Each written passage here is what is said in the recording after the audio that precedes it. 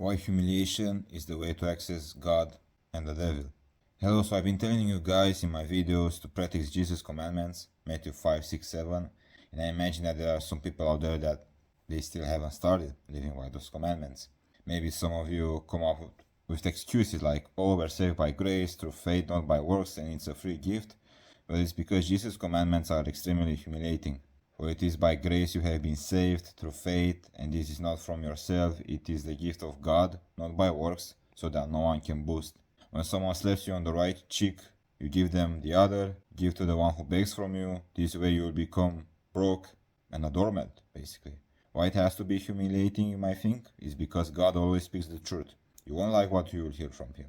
So, for example, if you have the sin of pride, then you will be ignorant of the truth, like I said in my past video, and you won't be able to hold up to what God is telling you. Just go and tell a friend that they did something wrong and explain how they could have handled that situation in a better way, and they probably will get angry at you. So maybe there is something in your head that you don't say out loud, like, why would God ask me to be humiliated? Well, here is the thing. He never asked you to do something that he didn't do first. Look at what they did to him.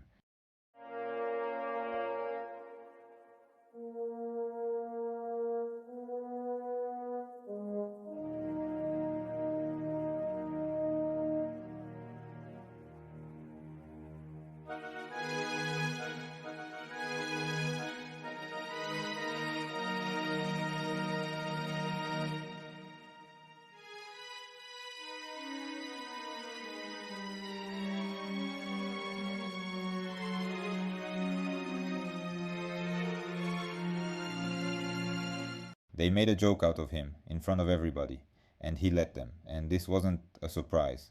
Isaiah wrote about it hundreds of years before. He said nobody is going to want him, people are going to look away, and Paul says it even more clear. Jesus was God, but he didn't hold on to that. He made himself nothing, basically. He went all the way down to dying on a cross, and then comes one word. Therefore, therefore God lifted him up to the highest place and gave him the name above every name. You see? He went down, so God lifted him up. So when I tell you the more humiliating, the better are the blessings, that's not just my idea. That's what he did himself. He went first. Another thing that you have to keep in mind is that you have to practice these commandments in front of other people. You have to get through this process of being humiliated by other people. You can't just read Matthew 5, 6, 7, pick one commandment and do it behind closed doors, because you won't make any progress.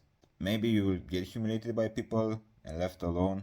It sucks, but based on how this universe works, you will get paid in time, repaid in time, and those people will be judged on the judgment day. So don't be scared to get humiliated. This is just a process.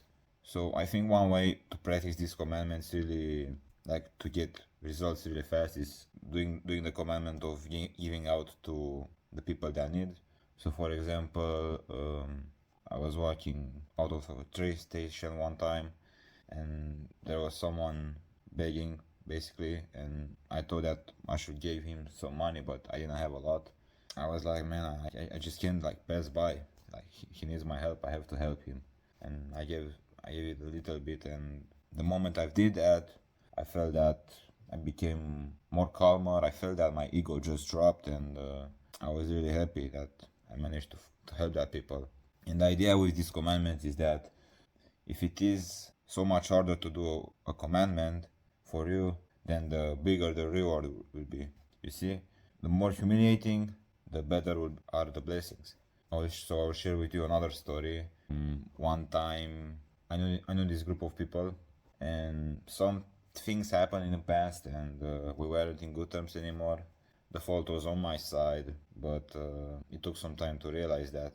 And then one day I thought that I wanted to go somewhere, but I kind of got bored of going by myself most of the time, and I thought, hey, let's just ask them out, you know. It was really hard for me. I don't know, it felt that there's no point in doing that.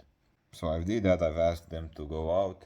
We didn't go out, basically, but on the next occasion when we met, they were really happy to meet me, and it felt that all that bad energy that was in the past disappeared just like this. And The more you think about it, it's the same with the devil.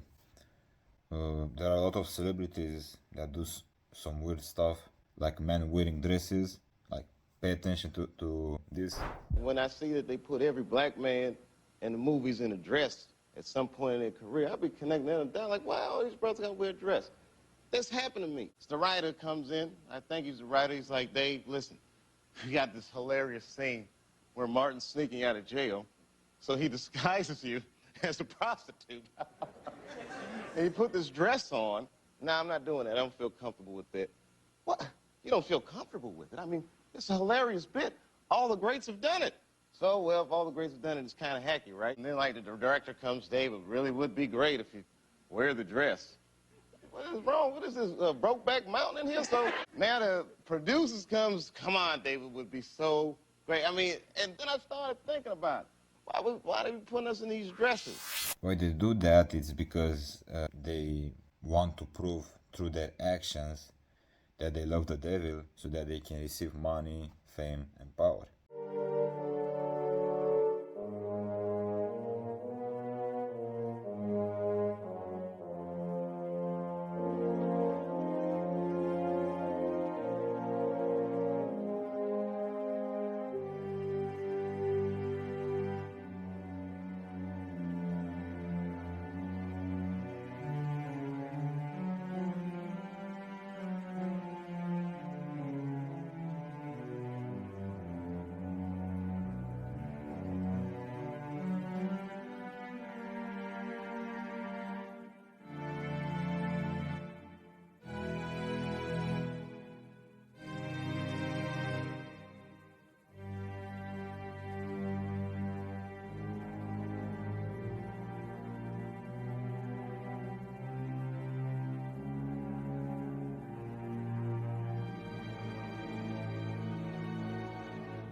The robe was forced on him to make fun of him. He didn't put it on, and he didn't take it off. The celebrities put the dress on themselves. Nobody forces them. They smile, they pose, and they get paid that same night. Same picture. Opposite direction. So here is what you do this week. Pick one commandment and try it. Forgive the person you had a fight with. Help somebody who did you wrong. Help a stranger who can't give you anything back. It's small, and you are going to feel stupid doing it. Maybe someone laughs at you. That's fine. Accepting humiliation is a process. Start it.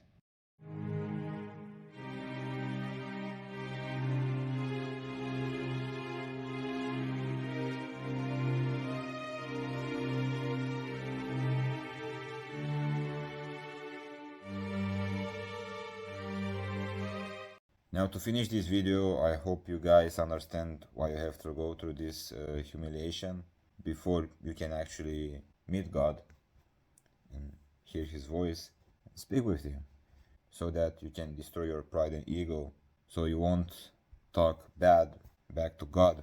Now, what are you waiting for? Just go and do those commandments. Matthew 5, 6, 7. And see you on the next one.